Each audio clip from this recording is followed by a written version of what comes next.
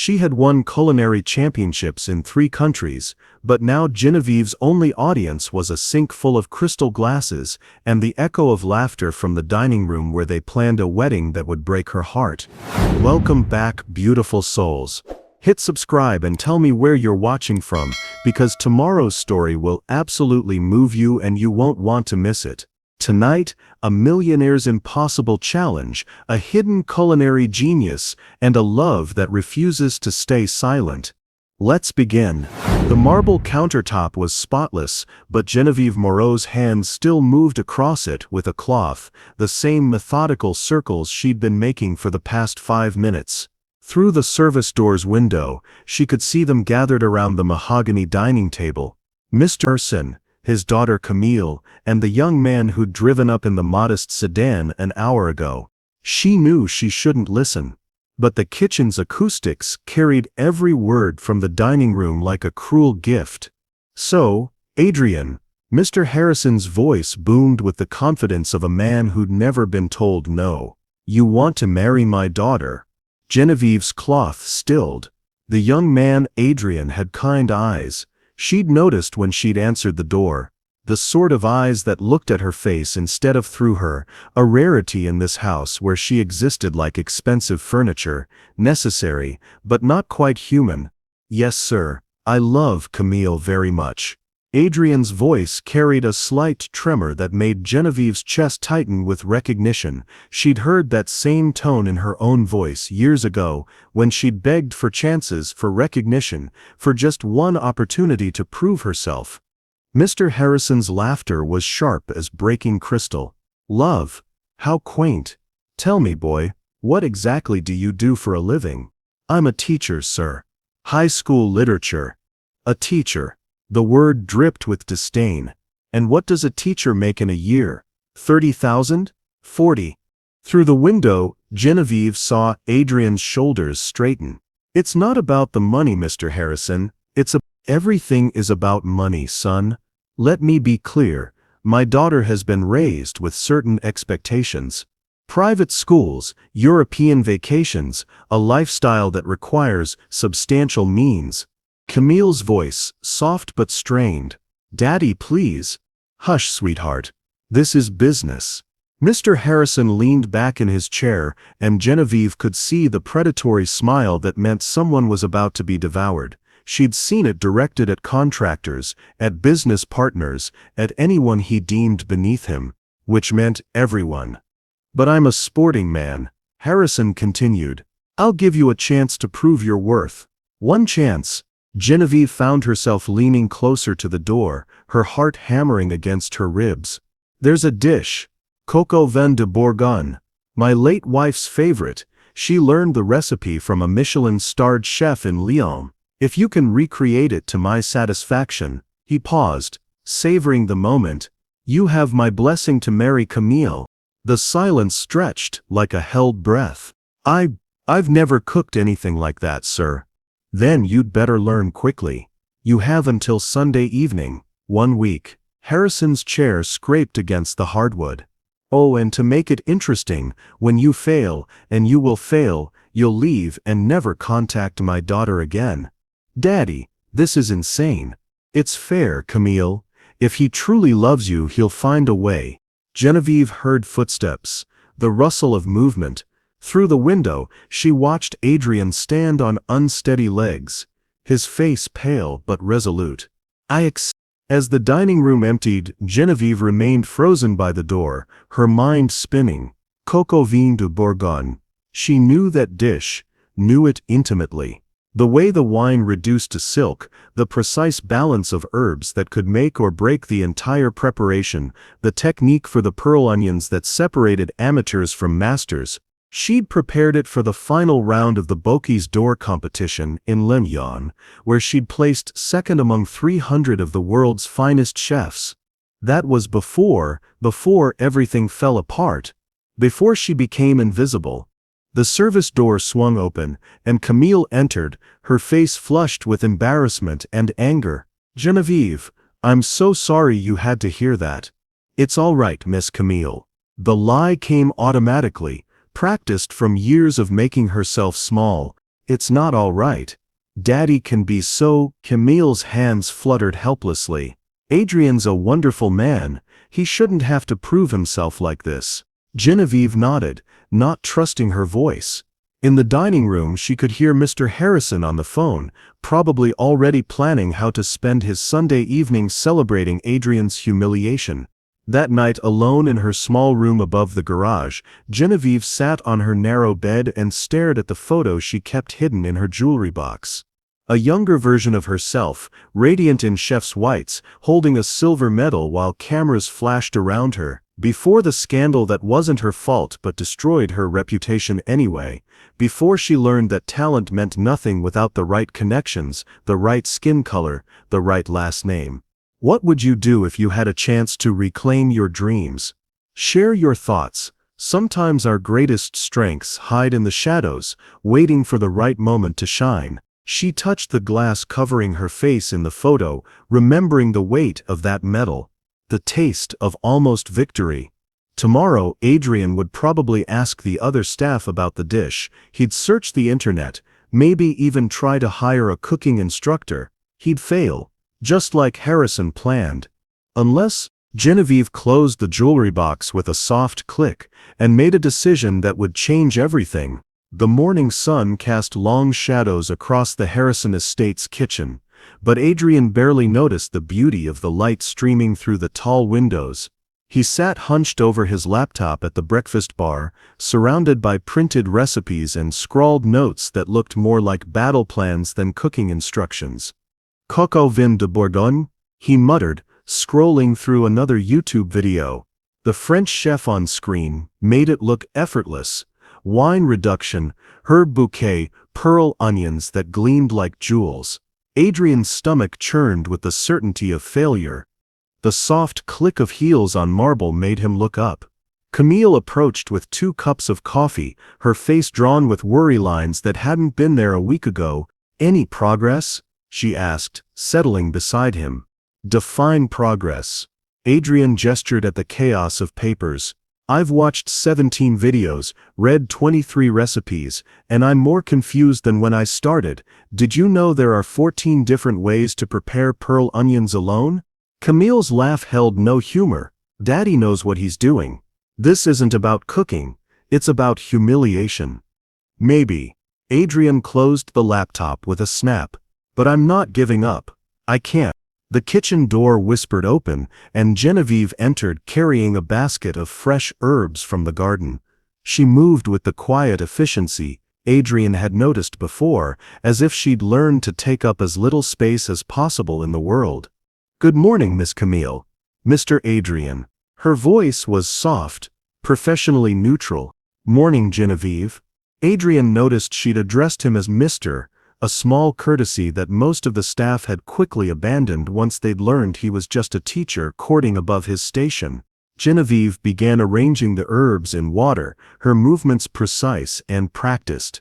Adrian watched her hands. They moved with a confidence that seemed to know exactly what they were doing, unlike his own clumsy attempts at julienning vegetables yesterday.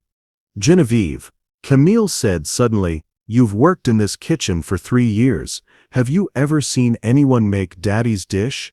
The coq au vin?" Genevieve's hands stilled for just a moment, so brief Adrian almost missed it. "Your mother made it sometimes, Miss Camille. Before she passed." "Right. Of course." Camille's voice softened. "I wish I'd paid more attention when she cooked." Adrian felt something shift in the air, a tension he couldn't name. Genevieve's back was to them as she worked, but there was something in the set of her shoulders, the careful way she was breathing. "The pearl onions are the hardest part," she said quietly. Both Adrian and Camille turned to look at her. Genevieve kept her eyes on the herbs, but continued speaking as if the words were being pulled from her against her will. "Most people boil them or sauté them plain. But for true coq au vin de Bourgogne, you blanch them first in salted water for exactly 90 seconds, then ice bath to stop the cooking, then you peel them while they're still cold, the skins slip right off. After that you glaze them in butter with a touch of sugar and white wine until they're golden but still have bite. The kitchen fell silent except for the soft bubble of the coffee maker finishing its cycle. Adrian stared at Genevieve's back, his mind racing. "How do you know that?" Camille asked, her voice barely above a whisper. Genevieve's hands trembled as she arranged the last sprig of thyme. I used to cook. Before." "Before what?" Adrian found himself asking, though something in her tone warned him he was stepping into sacred, dangerous territory. Genevieve finally turned around, and Adrian saw something raw and vulnerable in her dark eyes, the look of someone deciding whether to trust. "Before I worked here." She took a breath that seemed to cost her everything. "Mr. Adrian, I heard what Mr. Harrison said yesterday, about the challenge." Adrian nodded, not trusting his voice. "I could." The words seemed to stick in her throat. She swallowed hard and tried again. "I could help you. With the cooking." The offer hung in the air like a bridge extending across an impossible chasm. Adrian felt his heart hammering against his ribs, but not with hope, with the sudden terrifying realization that this woman knew things. Real things. The way she'd described the pearl onions wasn't from watching YouTube videos or reading recipes. It was from muscle memory, from hands that had done this work before. "Genevieve." Camille breathed. "Are you saying you know how to make it? The actual dish?" "Yes." The word came out like a confession. "But if your father found out I was helping, if he knew that She couldn't finish the sentence, but Adrian understood. A black maid helping the unsuitable suitor cheat would be the perfect excuse for Harrison to destroy them both. "Why?" Adrian asked. "Why would you risk that?" Genevieve looked directly at him for the first time since he'd arrived at the house, and in her eyes he saw something that made his chest ache with recognition, the desperate hope of someone who'd been invisible for too long. "Because," she said, her voice gaining strength, "some things are worth the risk. And because," she glanced at Camille, then back at him, "love shouldn't have to prove itself to men who don't understand what it means." Have you ever hidden your talents to avoid conflict? Sometimes the biggest risk is staying invisible when you could change everything. What do you think? Should Genevieve reveal her secret? Adrian felt something crack open in his chest, not breaking but blooming. Here was this woman, this stranger who owed him nothing, offering to risk everything she had for his happiness. For love she wasn't even part of. "If we do this," he said slowly, "we do it together. Partners. And if your father finds out," he looked at Camille, then back at Genevieve, "then we face whatever comes together too." Genevieve's eyes filled with tears she didn't let fall. "You don't understand what you're saying. You don't know what it would mean." "I know what it means to be underestimated," Adrian said quietly. "I know what it feels like when people look right through you because you don't fit their idea of worthy." The moment stretched between them, fragile as spun glass and twice as precious. Finally, Genevieve nodded once, sharp and decisive. "Tomorrow morning. We start with the stock." The pre-dawn darkness felt heavier than usual as Adrian made his way across the Harrison estate's grounds toward the kitchen. His footsteps crunched softly on the gravel path, each sound seeming to announce his guilt to the sleeping house. What had felt like destiny yesterday now felt like elaborate self-destruction. He barely slept, his mind cycling through every possible catastrophe. What if Harrison discovered them? What if Genevieve lost her job because of his desperation? What if this was all some elaborate test, and she was reporting back to her employer? The kitchen side entrance was unlocked, as Genevieve had promised. Inside, the familiar space looked different in the dim pre-dawn light, shadowy, conspiratorial, like a place where secrets were born. "You came." Adrian spun around to find Genevieve emerging from the walk-in cooler, her arms full of ingredients. She'd traded her usual uniform for dark jeans and a simple sweater, and something about seeing her in civilian clothes made this feel more real, more dangerous. "I said I would." His voice came out rougher than intended. "People say many things." Genevieve began arranging items on the central island, a whole chicken, bottles of wine, vegetables that looked like they'd been selected with military precision, especially when they're desperate. The word stung, because it was true. Adrian watched her work, noting again the economy of her movements, the way her hands seemed to know exactly where everything belonged. But there was tension in her shoulders now, a guardedness that hadn't been there yesterday. "Are you having second thoughts?" he asked. Genevieve's knife paused halfway through an onion. "Every minute since I opened my mouth yesterday." "Then why are you here?" "Because second thoughts don't change what's right." She resumed chopping, the blade moving in steady, professional strokes. "But that doesn't mean this isn't terrifying." Adrian pulled up a stool across from her, close enough to see the tiny scar on her left thumb, the calluses that spoke of years holding knives. "Tell me what you're afraid of." "Everything." The honesty in her voice caught him off guard. "You don't understand what it's like. Living in the margins. I have a job here, a place to sleep, enough money to send to my sister's kids in New Orleans. It's not much, but it's stable, safe." She set down the knife and looked at him directly, her dark eyes reflecting the kitchen's soft under-cabinet lighting. "If Mr. Harrison finds out I helped you, I don't just lose a job, I lose my references, my reputation in this entire social circle. Women like me don't get second chances in houses like this." The weight of what she was risking settled on Adrian's shoulders like lead. "Maybe we should." "Don't." The word came out sharp. "Don't you dare make this decision for me. I'm not some helpless victim who doesn't know her own mind. That's not what I meant." "Isn't it?" Genevieve's hands pressed flat against the marble countertop. "Here's what I think, Mr. Adrian. I think you're looking for a way out. I think last night you lay in whatever expensive guest room they gave you and convinced yourself this was too complicated, too risky, that maybe you don't want to marry Camille badly enough to accept help from the help." Adrian felt heat rise in his cheeks. "You're wrong." "Am I?" "Because you walked in here looking like a man heading to his execution, not his salvation." "Because I am heading to my execution." The words exploded out of him, louder than he'd intended. They both froze, listening for sounds of stirring from the main house. When silence held, Adrian continued in a harsh whisper. "Do you think I don't know what this is? I'm a high school teacher from Cleveland who drives a car held together with prayer and duct tape. I have no business in this house, pursuing this woman, accepting help from someone who has everything to lose and nothing to gain." "Nothing to gain?" Genevieve's voice was dangerously quiet. "What could you possibly?" "Respect." The word hit like a physical blow. "Recognition. The chance to use skills I've kept buried for 3 years because the world decided I wasn't worthy of them anymore." Adrian saw something flicker across her face. Pain, anger, a lifetime of swallowed words.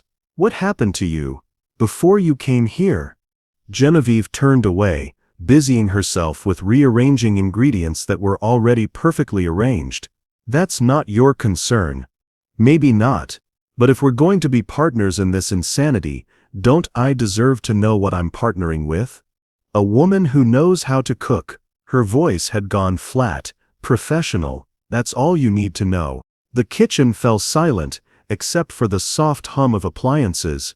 Adrian watched Genevieve's reflection in the window above the sink. She was staring out at the garden, but he could tell she wasn't seeing it. "I was good," she said finally, so quietly he had to strain to hear. "Really good. Good enough that people noticed. Good enough that some people didn't like what they saw when they looked at me succeeding." Adrian felt his stomach clench with understanding. "What happened?" "Someone decided my success was inconvenient, made accusations, had friends in high places who believed them without question." She turned back to face him, and her expression was carved from stone. "I was supposed to disappear quietly, be grateful for whatever scraps of work I could find. Instead, I'm standing in a millionaire's kitchen at 5 in the morning, ready to help a desperate man win a woman's hand through cooking." She picked up her knife again, testing its edge against her thumb, a tiny bead of blood appeared, and she wiped it away without flinching. "So don't talk to me about having nothing to gain, Mr. Adrian. And don't you dare try to protect me from my own choices." Adrian felt something shift in the air between them, not softening but clarifying, like a lens coming into focus. "Okay," he said quietly, "then let's cook." Genevieve studied his face for a long moment, searching for something. Whatever she found must have satisfied her, because she nodded once and reached for the chicken. "First rule," she said, her voice steady again. "In this kitchen, we're equals. No Mr. and Miss. Just Adrian and Genevieve. Deal?" Adrian rolled up his sleeves. "Where do we start?" "With the hardest lesson of all." Genevieve's mouth quirked in what might have been the beginning of a smile. "Learning to trust each other. Have you ever had to choose between safety and the chance to reclaim who you really are? Sometimes the biggest risk is staying small. What would you choose, security or the possibility of being truly seen?"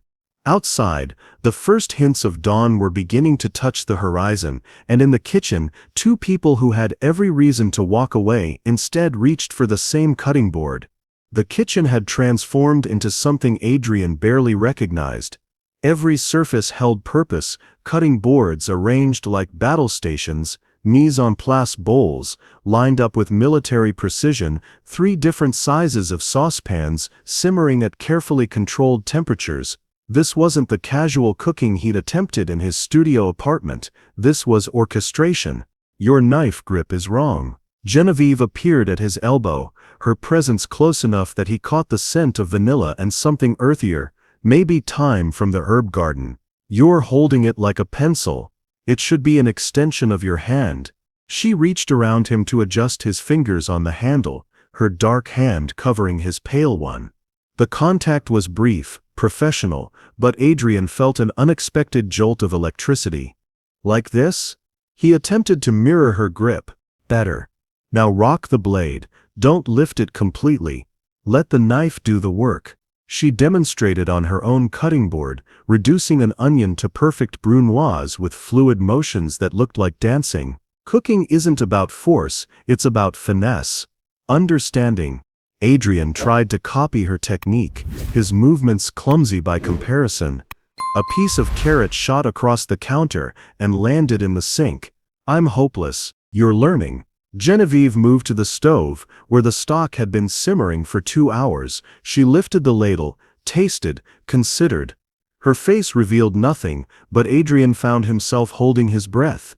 "Salt," she murmured, adding a pinch. "And time. Always more time than you think you need." "How did you learn all this?" Adrian asked, then immediately regretted the question when tension flickered across her features. "The same way you learn to teach," she said after a moment. "Practice, passion, and more mistakes than I care to remember." The morning stretched into afternoon as they worked.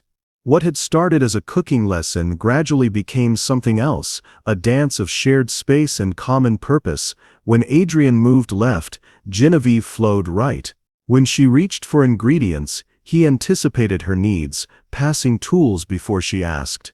"Tell me about Camille," Genevieve said, stirring the wine reduction that would become the dish's soul. "How did you meet?" Adrian smiled despite himself. "At the public library. She was volunteering for an adult literacy program I helped coordinate. Saw her reading To Kill a Mockingbird to this elderly man who never learned how, and the way she made Atticus Finch come alive." He shook his head. "I fell in love with her voice before I even saw her face." "She has a good heart," Genevieve said quietly. "Sometimes I think it causes her pain, living in this house." "What do you mean?" Genevieve was quiet for so long, Adrian thought she wouldn't answer. Then, "Miss Camille sees people. Really sees them.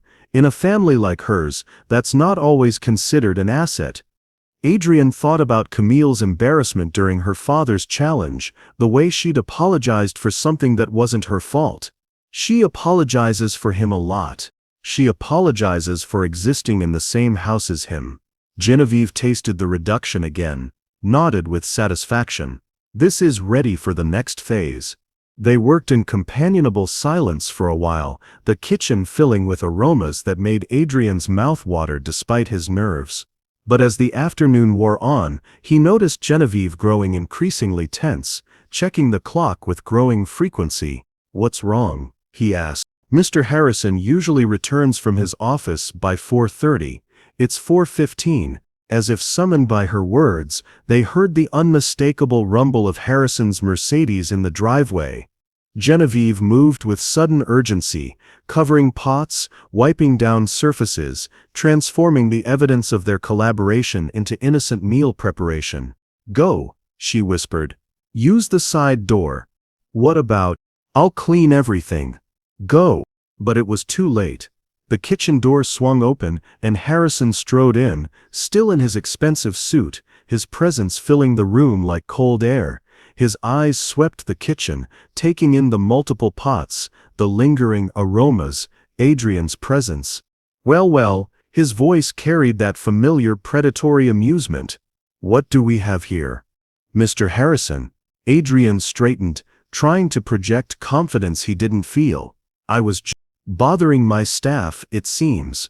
Harrison's gaze shifted to Genevieve, who had gone completely still beside the stove. "Genevieve, I trust this young man hasn't been interfering with your work?" "No, sir." Her voice was perfectly neutral, but Adrian could see the tension in her shoulders. "I was preparing dinner." Mr. Adrian was simply observing. Observing. Harrison stepped closer, and Adrian caught the scent of expensive cologne and something sharper suspicion. "How educational. Tell me, boy, learning anything useful?" The challenge in his voice was unmistakable. Adrian felt the weight of Genevieve's sacrifice, her risk, her trust. The easy thing would be to deflect, to minimize, to protect them both with a lie. Instead, he found himself saying, "Yes, actually, I'm learning that I've been underestimating the complexity of what you've asked me to do." Harrison's eyebrows rose. "Oh, the dish you've challenged me with. It's not just about following a recipe, it's about understanding layers of flavor, timing, technique that takes years to master." Adrian felt Genevieve's sharp glance, but continued, "I'm beginning to think that was exactly your point." "Indeed." Harrison moved to the stove, lifting the lid of the stock pot. The rich aroma that escaped made even his carefully controlled expression flicker with something like appreciation. "And what do you intend to do with this newfound understanding?" "Learn," Adrian said simply, "however long it takes, whatever it costs me." When someone believes in your potential even when you doubt yourself, how does that change everything? Share your thoughts. Sometimes the people who see our worth are the ones we least expect. Harrison replaced the lid, his movements deliberate. "How admirable, though I wonder if you've considered the cost to others of your education." The threat was subtle but unmistakable. Adrian felt Genevieve tense beside him, saw the fear she was trying so hard to hide. "I have," Adrian said carefully, "and I believe true learning always involves risk. For everyone involved." "Does it now?" Harrison's smile was sharp as a blade.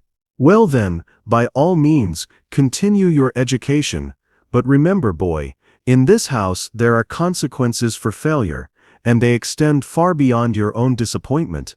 He turned and left as suddenly as he'd arrived, leaving behind the scent of expensive cologne and barely contained menace. The silence stretched until Adrian heard the distant sound of Harrison's study door closing. "He knows," Genevieve whispered. "Maybe. But he doesn't have proof. He doesn't need proof. He needs suspicion, and that's exactly what we just gave him." Adrian moved closer to her, close enough to see the fear in her dark eyes. "I'm sorry. I should have handled that better." "No," Genevieve's voice grew stronger. "You handled it exactly right. You didn't throw me away to save yourself." "I never would. Most people would." She met his eyes directly. "The question is, what do we do now?" Adrian looked around the kitchen, their battlefield, their sanctuary, the place where they'd begun to trust each other. "Now we finish what we started."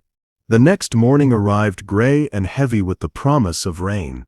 Adrian found Genevieve in the kitchen before dawn again, but something had changed overnight. She moved with a brittle energy, her usual fluid grace replaced by sharp, precise motions that spoke of barely contained emotion. "You're early," she said, without looking up from the onions she was dicing with mechanical precision. "Couldn't sleep." Adrian settled onto his usual stool, noting the way she kept her face turned away from him. "Sleep is a luxury I lost the right to years ago." The words carried an edge that made Adrian study her more carefully. There were shadows under her eyes that hadn't been there yesterday, and her hands, always so steady, trembled almost imperceptibly as she worked. "Genevieve, we need to talk about the sauce reduction technique," she interrupted, her voice artificially bright. "The wine needs to be reduced by exactly 2/3, not half, like most recipes suggest. The difference between amateur and professional is in those details." But as she spoke, her knife slipped, and she hissed in pain as a thin line of blood appeared on her knuckle. "Here, let me—" Adrian reached for the first aid kit, but Genevieve pulled her hand away. "It's nothing." "It's not nothing. You're shaking." "I said it's nothing." The words came out sharper than intended, echoing in the quiet kitchen. Genevieve stared at her bleeding hand, her composure finally cracking. "I'm sorry, I didn't mean to. I'm not usually human," Adrian suggested gently. That earned him a watery laugh. "I was going to say unprofessional. Maybe that's the same thing in this house." Genevieve looked at him then, really looked, and something in her expression shifted. She walked to the kitchen window, staring out at the gray morning, her injured hand pressed against the glass. "You asked me yesterday what happened. Before I came here." Adrian felt his pulse quicken, but kept his voice steady. "You don't have to." "Maybe I do." She turned back to face him, and in the morning light filtering through the window, he could see how young she actually was, maybe 28, 29. Somehow her quiet dignity had made her seem older. Maybe it's time someone knew the truth. She moved to the walk-in cooler and emerged with a small wooden box Adrian had never seen before. Her hands were steadier now, as if the decision to speak had calmed her. "I worked at Lumiere in New York," she began, settling the box on the counter between them. "Do you know it?" Adrian shook his head, but the way she said the name suggested it was significant. 3 Michelin stars. One of the most exclusive restaurants in Manhattan. "I started as a prep cook when I was 22, worked my way up to sous chef in 3 years. She opened the box, revealing newspaper clippings, photographs, and a gleaming silver medal. "I was the youngest woman of color to ever hold that position there." Adrian picked up one of the newspaper clippings. The headline read, "Rising Star. Meet the chef who's changing fine dining." The photo showed a younger Genevieve in pristine whites, her smile radiant with pride and possibility. "You were famous," he said softly, "for about 15 minutes. Genevieve's laugh held no humor. "I was being considered for head chef at a new restaurant downtown. Celebrity investors, cookbook deals, the whole dream." And then she pulled out another clipping, this one with a very different tone. "Scandal rocks elite restaurant. Chef accused of recipe theft." Adrian read quickly, his stomach sinking with each paragraph. Accusations of stealing proprietary recipes. Claims of selling restaurant secrets to competitors. A lawsuit that dragged on for months. "But this says the charges were dropped," he said, looking up at her. "Dropped? Yes. But not before every major restaurant in the city decided I was too much of a risk to hire." Genevieve traced the edge of the medal with one finger. "Turns out, when you're young and black and rising too fast in a world that's not ready for you, people find ways to slow you down." "Who accused you?" "The head chef. A man named Philippe Martinet. He'd been there 15 years, expected the promotion I was being considered for." Her voice grew quiet. "I found out later he'd been selling recipes to competitors for years. When the investigation started, he needed a scapegoat." Adrian felt anger building in his chest. Hot and protective. But surely people knew. Knew what? That a 25-year-old black woman was innocent and a respected white chef with 15 years of reputation was lying? Genevieve shook her head. In the court of public opinion, I was guilty the moment the accusation was made. The lawsuit vindicated me legally, but professionally, I was finished. She pulled out a final photograph, herself receiving the silver medal at what looked like an international competition. Bocuse d'Or, she said, seeing his questioning look. The Olympics of cooking. I placed second out of 300 competitors from around the world. This medal represents everything I ever worked for, everything I was, everything you still are. Adrian said fiercely. No. Genevieve's voice was firm. Genevieve Moreau, the chef, died in that courtroom in Manhattan. The woman standing here is just someone who happens to know how to cook. Adrian stared at the collection of her former life spread across the counter, the dreams, the achievements, the devastating fall from grace. How did you end up here? A friend of a friend knew the Harrisons needed domestic staff. I took the job because I needed to eat, needed a place to live while I figured out what came next. She began gathering the clippings back into the box. That was 3 years ago. I'm still figuring. But you could go back, start over somewhere else. With what references? What recommendations? Genevieve closed the box with finality. The culinary world is smaller than you think. Word travels, and some stains never wash out, no matter how innocent you are. The kitchen fell silent, except for the soft patter of rain beginning against the windows. Adrian felt the weight of her trust, the magnitude of what she'd shared with him. Why are you telling me this? He asked. Because yesterday you stood up for me in front of Mr. Harrison. Because you looked him in the eye and refused to sacrifice me to save yourself. She met his gaze directly. And because if we're going to do this, if we're going to pull off this impossible dish, you need to understand that I'm not just risking a job, I'm risking the last shred of dignity I have left. Have you ever had your reputation unfairly destroyed by someone else's lies? Sometimes rebuilding means finding people who see your true worth. What do you think? Can someone really start over after losing everything? Then why risk it? Adrian asked. Why help me at all? Genevieve was quiet for a long moment, staring at the box that held the remnants of her former self. Because, she said finally, for 3 years I've been invisible. Safe, but invisible. And watching you fight for love even when the odds are impossible, it reminded me that some things are worth being seen for. She looked up at him, and in her eyes Adrian saw not the broken woman she thought herself to be, but the chef she'd always been: brilliant, passionate, undefeated despite everything the world had thrown at her. Besides, she added with the first genuine smile he'd seen from her, I have a score to settle with impossible odds. The afternoon light slanted through the kitchen windows, painting everything golden as Adrian and Genevieve worked side by side in what had become their rhythm. 3 days of cooking together had worn away the sharp edges of formality, replaced by something warmer, more natural. No, no, no, Genevieve said, but she was laughing as she said it, reaching around Adrian to rescue the pearl onions from certain death. You're treating them like they owe you money. Gentle. Like this. Her hand covered his on the pan, guiding his movements. The onions rolled in the butter like tiny golden planets, caramelizing perfectly under her guidance. Adrian found himself more aware of her proximity than the cooking, the warmth of her body beside his, the concentrated expression on her face, the way she bit her lower lip when she was focused. Better? He asked. Much, but she didn't move away immediately. And neither did he. You're actually starting to develop some finesse. Only took me 3 days to achieve basic competence. In culinary terms, 3 days is nothing. Some techniques take years to master. Genevieve finally stepped back, but the warmth lingered between them. I once spent 6 months learning to properly brunoise a single vegetable. 6 months on dicing? Adrian adjusted the heat under the onions, proud when Genevieve nodded approvingly. 6 months on precision.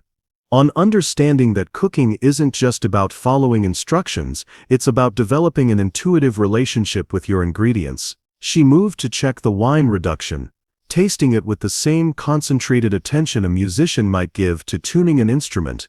Perfect. This is ready for the chicken. As they worked, Adrian found himself stealing glances at her face. Over the past few days, something had shifted in Genevieve's demeanor. The brittle tension was gradually being replaced by something that looked almost like joy. When she cooked, she became fully herself, confident, passionate, alive in a way that made her beautiful. "Tell me about your first cooking job," he said as they began browning the chicken pieces. "Prep cook at a little bistro in the quarter New Orleans, I mean. I was 17, lied about my age to get hired." Genevieve's smile was soft with memory. The head chef was this ancient Creole woman named Miss Evangeline. Hands like leather, voice like sandpaper, and she could make a roux that would make angels weep. "She taught you." "She tortured me. For 6 months, all I did was chop vegetables and scrub pots. I thought she hated me." Genevieve adjusted the chicken pieces with tongs, her movements precise and confident. "Then one day, she let me make the gumbo base. I was so nervous I was shaking, but when she tasted it..." "What did she say?" "Child, you got the gift. Now we gotta teach you what to do with it." Genevieve's voice carried a warmth that made Adrian's chest tighten. She was the first person who ever saw something in me worth nurturing. "What happened to her?" "She passed when I was 23. Left me her recipe collection and her cast iron pan." Genevieve's voice grew quiet. "I had them both with me in New York. Lost them when everything fell apart." Adrian wanted to reach for her hand, to offer comfort, but something in her posture warned him not to. Instead he said, "She'd be proud of you now." "Would she?" Genevieve turned to look at him, and he saw uncertainty in her dark eyes. "I'm not the chef I was supposed to become." "Maybe not. But you're the woman you were meant to be." The words hung in the air between them, more intimate than he'd intended. Genevieve stared at him, something shifting in her expression. "How do you do that?" she asked softly. "Do what?" "See the person I used to think I could be, instead of who I've become. Maybe because I recognize the feeling." Adrian added wine to the pan, watching it sizzle and release its aromatic steam. "Do you know what it's like to be a high school English teacher who dreamed of writing the great American novel? You wanted to be a writer? I was going to be a writer, had it all planned out. MFA from Columbia, literary agent, book tours, the whole fantasy." He stirred the pan contents, letting the wine reduce. "Turns out wanting something and being good enough to have it are two different things." "What happened?" "Reality. Rejection letters, student loans that needed paying." Adrian shrugged. "So I became a teacher instead. Tell myself I'm nurturing the next generation of writers." "You love teaching," Genevieve observed. "I can hear it in your voice when you talk about your students." "I do, but sometimes I wonder who I might have been if I'd been braver. If I'd taken more risks, like pursuing a woman whose father thinks you're beneath her." Adrian met her eyes and saw understanding there, the recognition of one dreamer to another. "Exactly like that." They worked in comfortable silence for a while, the kitchen filling with the complex aromas of their collaboration. Adrian found himself thinking about how natural this felt, not just the cooking but the conversation, the easy rhythm they'd developed. "Adrian," Genevieve said suddenly, her voice unusually hesitant. "What is it? When this is over, when you win Camille's hand and marry into this family, what happens to us? To this?" She gestured around the kitchen, but Adrian understood she meant more than just the space. The question caught him off guard, partly because he'd been wondering the same thing. I don't know, because people like me don't stay friends with people like you, once you move into the main house." Her voice was matter of fact, but Adrian heard the hurt underneath. "People like us." Adrian set down his spoon and turned to face her fully. "What's that supposed to mean?" "It means you'll be Mr. Harrison's son-in-law, part of the family, And I'll still be the help.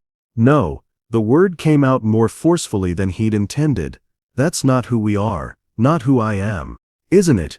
When you're sitting at Sunday dinners with crystal glasses and linen napkins, are you really going to remember the woman who helped you win your wife?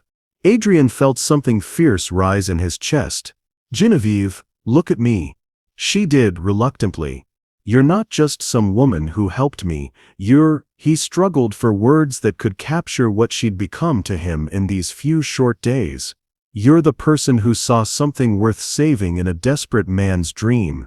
You're brilliant and brave, and you've been invisible for too long. Tears gathered in her eyes, but she didn't let them fall. Pretty words don't change social reality. Then maybe it's time to change social reality. When someone truly sees your worth after years of being overlooked, how does that change who you believe you can become? Sometimes friendship transcends every boundary society tries to build. What do you think? Can real connections survive social expectations? Genevieve stared at him, and Adrian saw something shift in her expression: hope, warring with fear, possibility fighting against experience. You don't know what you're saying, she whispered. I know exactly what I'm saying. Adrian moved closer, close enough to see the flecks of gold in her dark eyes. I'm saying that whatever happens Sunday night, win or lose, you're not invisible to me anymore. And I won't let you disappear back into the shadows.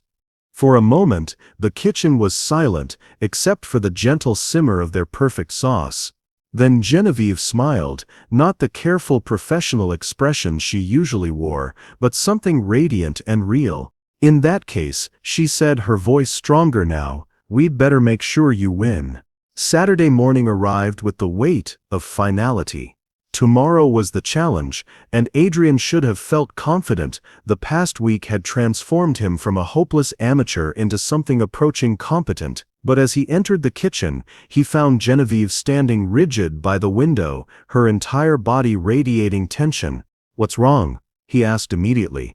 She turned, and he saw something in her face that made his stomach drop. Fear, but not the manageable kind they'd been working through. This was raw terror. He knows, she said simply. What do you mean he knows? Mr. Harrison, he knows I've been helping you. Genevieve moved to the center island, her hands gripping the marble edge. Mrs. Henderson from the main house called me 20 minutes ago. He wants to see me in his study in an hour. Adrian felt the world tilt. Maybe it's about something else. It's not. Genevieve's voice was flat with certainty. Mrs. Henderson said he specifically mentioned my recent activities and inappropriate involvement with houseguests. The careful world they'd built over the past week suddenly felt as fragile as spun sugar. Adrian's mind raced through possibilities, excuses, ways to protect her. I'll tell him it was all my idea, he said.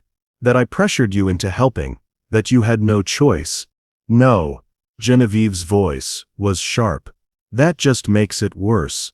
Makes me look weak and you look predatory. Then what do we do? Before she could answer, they heard footsteps in the hallway. Heavy, purposeful footsteps that could only belong to one person. Camille appeared in the doorway, her face flushed with anger and distress. Daddy's lost his mind, she announced without preamble. Adrian, he's planning to fire Genevieve. What? The word came out strangled. I overheard him on the phone with his lawyer. He's convinced you two have been, that there's something inappropriate happening. Camille's face reddened. He thinks you're having an affair. Adrian felt his world shatter. That's insane. We've been cooked. I know that. You know that. But Daddy sees a young man spending hours alone with a beautiful woman, and his mind goes exactly where you'd expect it to go. Camille looked between them, her expression anguished. He's using it as an excuse to destroy both of you. Genevieve had gone very still, her face a mask of controlled devastation. When? Today. Before the challenge tomorrow. He wants you gone so there's no question of contamination. Camille spat the last word like it tasted foul. The kitchen fell silent, except for the sound of Adrian's blood rushing in his ears. A week of trust, of growing connection, of careful hope, all of it crumbling because Harrison's twisted mind couldn't conceive of a black woman and white man working together without there being something sordid about it. "I won't let this happen," Adrian said, his voice thick with rage. "I'll tell him the truth." "The truth?" Genevieve's laugh was bitter. "The truth is that his black maid has been secretly coaching his daughter's unsuitable boyfriend to win a challenge designed to humiliate him. You think he'll find that better? It is better. It's the real reason." "The real reason doesn't matter." Genevieve moved away from the counter, her professional mask sliding back into place. "What matters is that I've been in this house for 3 years without a single complaint, and now, because of you, I'm losing everything." The accusation hit Adrian like a physical blow. "Because of me?" "Yes, because of you." The words exploded out of her, all the fear and anger she'd been holding back. "I had a life here, simple, quiet, safe. And you came along with your desperate love story and your noble intentions, and now I'm about to lose the only stability I've had since my world fell apart in New York." "I never asked you to help me," Adrian shot back, his own anger rising. "You offered. You said it was worth the risk." "I was wrong." Genevieve's voice cracked. "I was stupid and romantic and wrong. I let myself believe that maybe, just maybe, I could have something good again. That maybe someone would see me as more than just the help. I do see you as do you?" Her eyes blazed with hurt and fury. "Because when push comes to shove, what am I to you really? A convenient tool to help you win your princess? Someone whose skills you needed, but whose consequences you never really considered? That's not fair." "Fair?" Genevieve laughed, and the sound was broken glass. "Nothing about this has been fair. It wasn't fair when Philippe destroyed my career. It wasn't fair when I had to take a job scrubbing toilets for people who look through me like I'm invisible. And it's not fair that I was stupid enough to think this time would be different." Camille stepped forward, her voice gentle. "Genevieve, please." "No, Miss Camille. I'm done." Genevieve turned back to Adrian, her expression now cold as winter stone. "You want to know what's really unfair? It's that I actually started to care about you. Both of you. I started to believe that maybe this house could be different, that maybe I could matter here." Adrian felt tears burning his eyes. "You do matter." "Not enough." The words were quiet, final. "If I mattered enough, you would have found a way to protect me from this. If I mattered enough, you would have thought about the cost to me before you let your pride get the better of you with Mr. Harrison." "What are you saying?" Genevieve moved toward the door, her movements mechanical. "I'm saying I'm going to pack my things. I'm saying I should have known better than to trust a white man who thinks good intentions excuse all consequences." The words hit Adrian like a slap. "That's not who I am." "Isn't it?" Genevieve paused in the doorway. "You get to walk away from this, Adrian. Win or lose tomorrow, you get to go back to your life, your job, your world. I get to start over from nothing. Then let me help. You've helped enough." Have you ever watched someone you cared about pay a price for helping you that you never fully considered? Sometimes good intentions aren't enough when systems of power are involved. What do you think when love costs others their livelihood? Who's really responsible? She left without another word, leaving Adrian and Camille alone in the kitchen that had become their sanctuary and was now their graveyard. "She's right," Adrian said quietly, the weight of realization crushing down on him. "She's absolutely right." "No, she's not," Camille said fiercely. "She's hurt and scared and lashing out." "She's right." Adrian slammed his hand against the counter, the pain sharp and clarifying. "I was so focused on what I wanted, on proving myself, that I never really thought about what it would cost her. I saw her skills, her knowledge, what she could do for me. I never really saw her." Camille was quiet for a moment. "What are you going to do?" Adrian looked around the kitchen at the pots they'd shared, the cutting boards where she'd taught him finesse, the window where she'd told him about her dreams. Tomorrow he was supposed to cook the dish that would win him Camille's hand, using techniques that Genevieve had poured her heart into teaching him. The irony was bitter as burnt coffee. "I don't know," he said honestly. "But I know I can't let her lose everything because she believed in me." Outside, storm clouds were gathering, and in the distance, Adrian could hear the sound of Genevieve's footsteps on the stairs to her room above the garage, each step carrying her further away from the fragile hope they'd built together.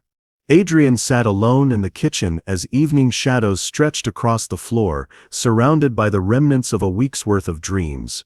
The ingredients for tomorrow's challenge lay arranged on the counter like evidence of a crime: the wine that Genevieve had taught him to reduce to silk, the pearl onions she'd shown him how to glaze to perfection, the herbs she'd explained with the passion of someone sharing sacred knowledge.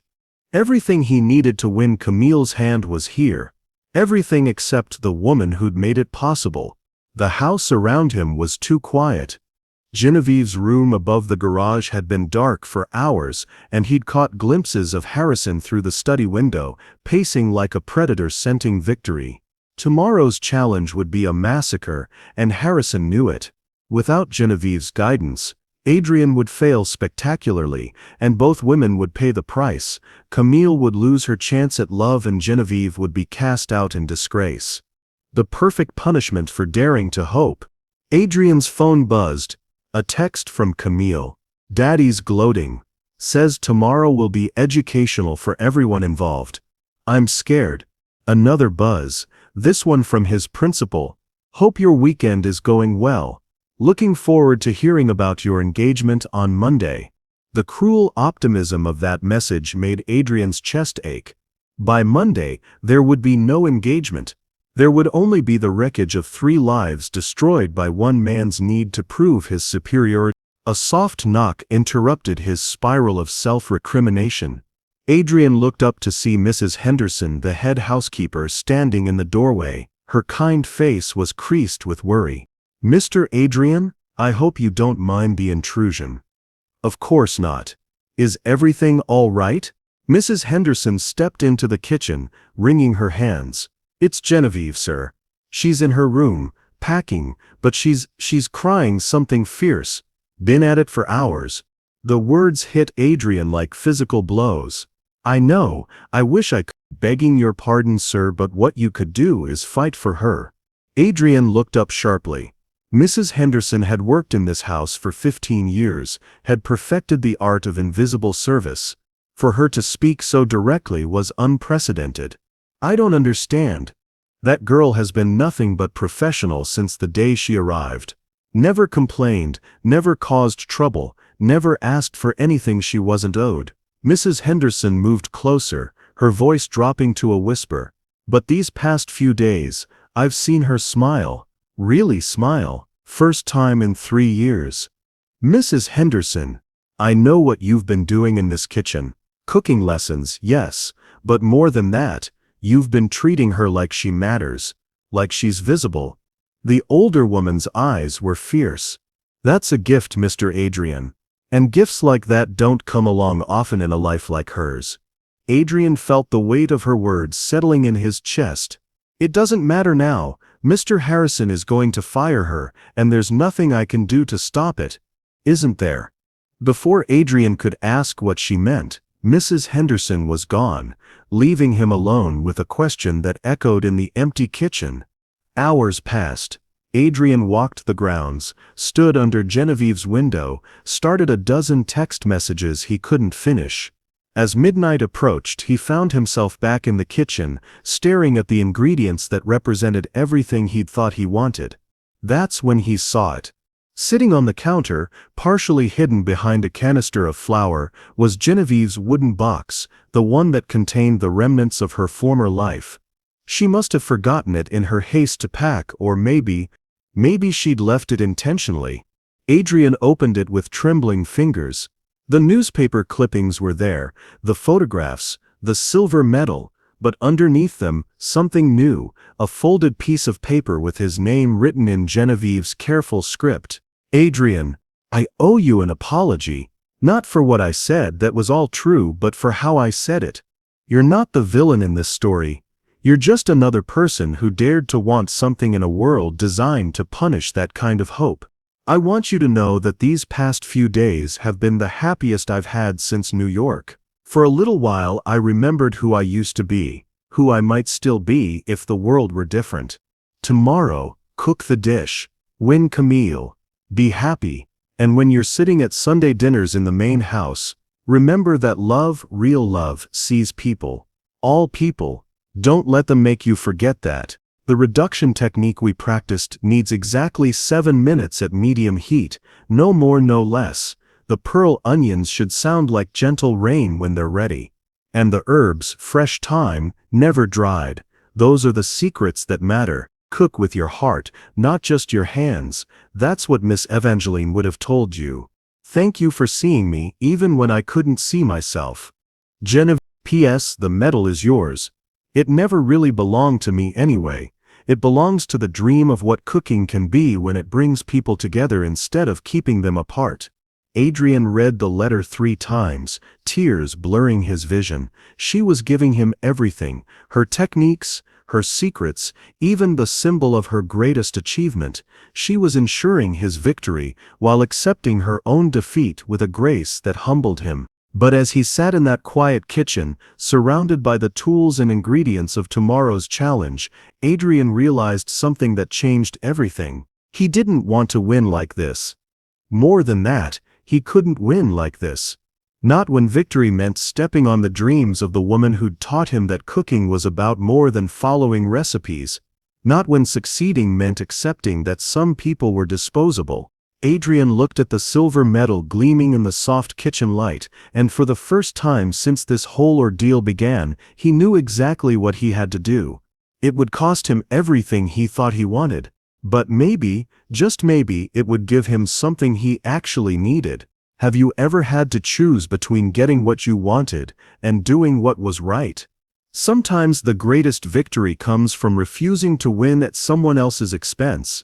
What would you choose? Love gained through sacrifice of others, or a different kind of love built on mutual respect? Adrian carefully placed the medal back in the box, closed it with a soft click, and began to plan for a challenge where winning and losing would be redefined entirely. Tomorrow he would cook, but not the way anyone expected. Outside, the storm clouds that had been gathering all day finally opened, sending rain against the kitchen windows like tears of anticipation. In her room above the garage, a light went on, just for a moment, as if Genevieve sensed that something fundamental had shifted in the balance of tomorrow's impossible equation. Sunday evening arrived with the heavy stillness that precedes thunderstorms. The Harrison dining room had been transformed into an arena, complete with spectators. Mrs. Henderson and the house staff clustered near the doorway, Camille seated rigidly beside her father, and Harrison himself positioned at the head of the table like a judge preparing to deliver a death sentence. Genevieve was notably absent. Her room above the garage had been dark all day. Adrian entered carrying a covered dish, his movements steady despite the chaos in his chest. He'd spent the day cooking, but not the way Genevieve had taught him, not the way anyone expected. The moment of truth, Harrison said, his voice dripping with anticipated satisfaction. I trust you've prepared something adequate. I've prepared something honest, Adrian replied, setting the covered dish on the table. Camille caught his eye, confusion flickering across her face. They'd barely spoken since yesterday's devastation, both of them trapped in the wreckage of their own hope. Before I serve this, Adrian said, his voice carrying to every corner of the room, I need to say something. Harrison's eyebrows rose. How theatrical. By all means, give us your speech before you fail. This challenge was never about cooking. Adrian began, his hands steady on the dish cover. It was about proving that some people belong and others don't. About maintaining lines that keep the right people in their place. Young man. Harrison's voice held warning. I'm not finished. Adrian's voice grew stronger. For the past week I've been learning to cook from the most talented chef I've ever met. Someone who placed second in the Bocuse d'Or competition, who worked as sous chef at Lumiere in Manhattan, who knows more about French cuisine than most people ever forget. A ripple of surprise ran through the room.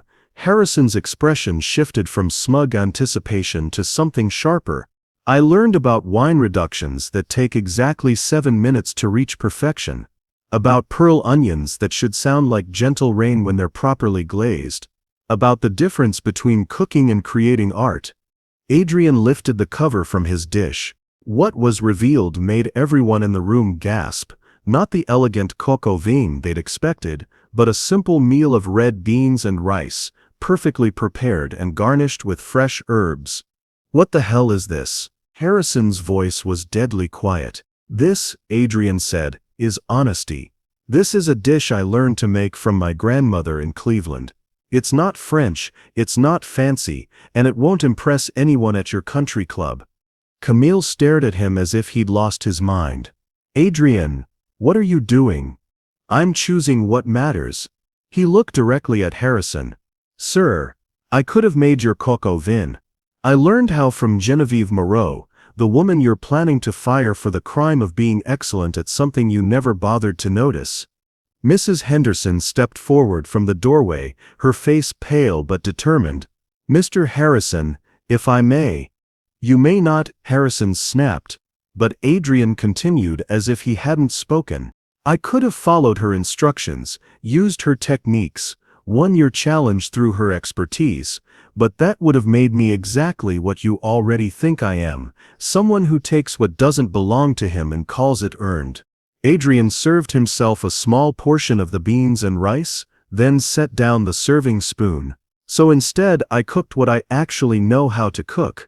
Food that fed me growing up, that my grandmother made with love instead of technique. It's not impressive, but it's mine." The dining room was silent except for the sound of approaching thunder outside. "You're forfeiting," Harrison said, his voice tight with confusion and growing rage. "No, sir. I'm choosing." Adrian looked at Camille, his heart breaking at the tears in her eyes.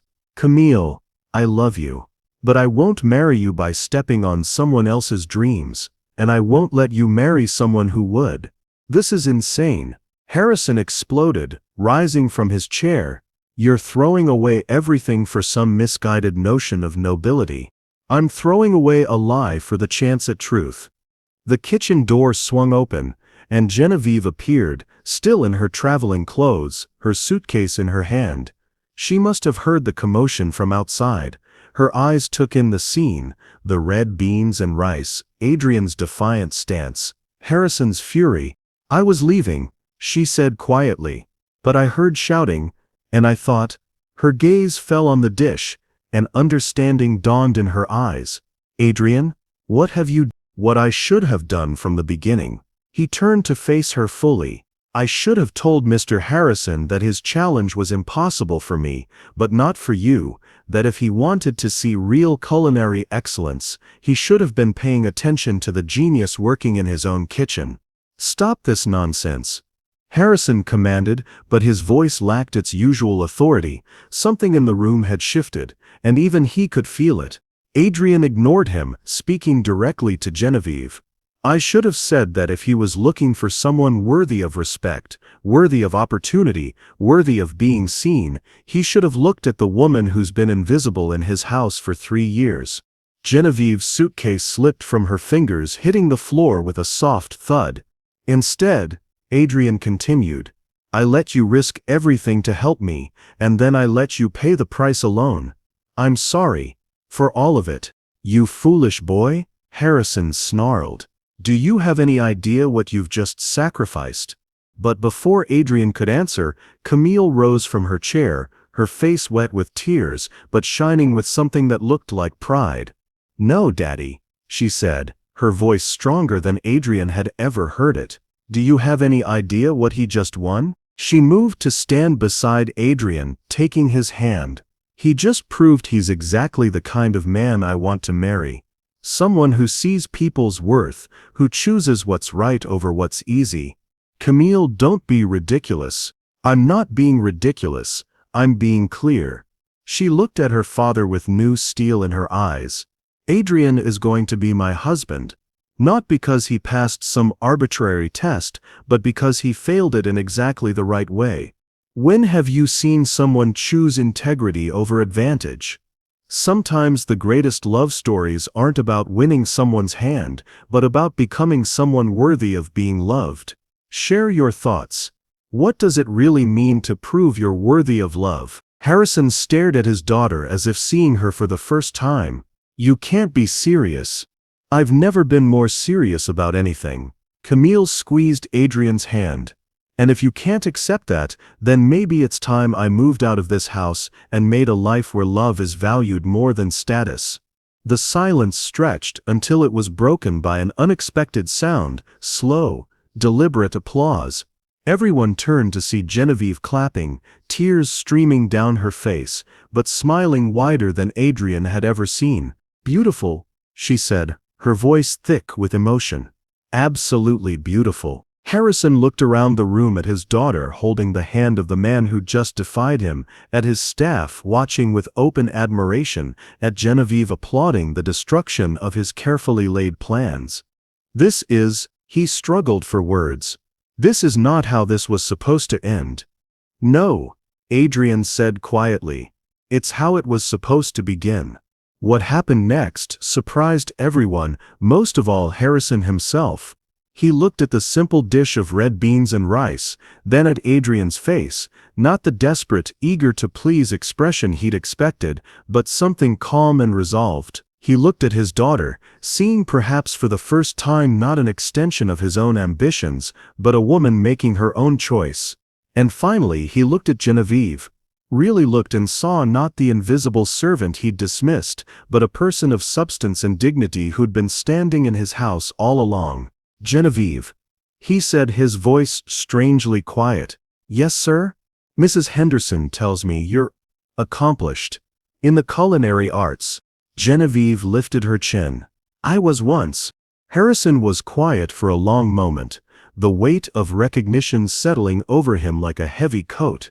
When he spoke again, his voice carried something Adrian had never heard from him before. Uncertainty. Perhaps we should discuss your future employment over dinner. This dinner. He gestured at Adrian's simple offering. If our chef would be so kind as to explain the preparation. The room held its breath. Genevieve looked at Adrian, then at Camille, then finally at Harrison. I'd be honored, Mr. Harrison. Though I should mention, Adrian prepared this dish entirely on his own.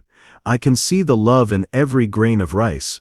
As if the words had broken a spell, the room came alive with movement. Mrs. Henderson began setting additional places. Camille kissed Adrian's cheek with fierce pride. Genevieve retrieved her suitcase, not to leave, but to stay. And Harrison, looking somewhat dazed by the turn of events, sat down at his own table to share a meal of red beans and rice, humble food prepared with honest hands and served with something richer than any Michelin-starred cuisine, the recognition that worth isn't measured by status, but by the courage to see and honor the dignity in every soul. Later, as the evening wound down and plans were made for a wedding, for Genevieve's return to professional cooking under her own terms, for a future where love had room to grow in unexpected directions, Adrian found himself standing in the kitchen where it all began. Genevieve joined him, no longer carrying her suitcase, her wooden box of memories now sitting openly on the counter. So, she said, a smile playing at the corners of her mouth, "What do we do now?" "Now," Adrian said, looking around the kitchen that had become their sanctuary, their classroom, their place of transformation, "now we cook. Together. For people who understand that the best dishes are seasoned with respect." Outside, the storm had passed, leaving the air clean and full of possibility. And in the Harrison kitchen, three people who had learned the difference between being served and being seen began planning their next meal. The end. What moments in your own life have taught you that true victory sometimes means redefining what winning looks like? This story reminds us that the most profound transformations happen when we choose integrity over advantage, connection over conquest. Thank you for following Adrian and Genevieve's journey. Their story shows us that the most beautiful love stories aren't just about romance. They're about recognition, respect, and the courage to see worth where others see only service. Sometimes the greatest recipe for happiness is learning to cook with your heart as much as your hands. If this story touched your heart, the next one will absolutely captivate your soul. It's even more powerful and emotionally gripping than you can imagine. So don't miss it. Click on the image showing on your screen right now to watch the next incredible journey. Thank you for staying with Adrian and Genevieve's story until the very end.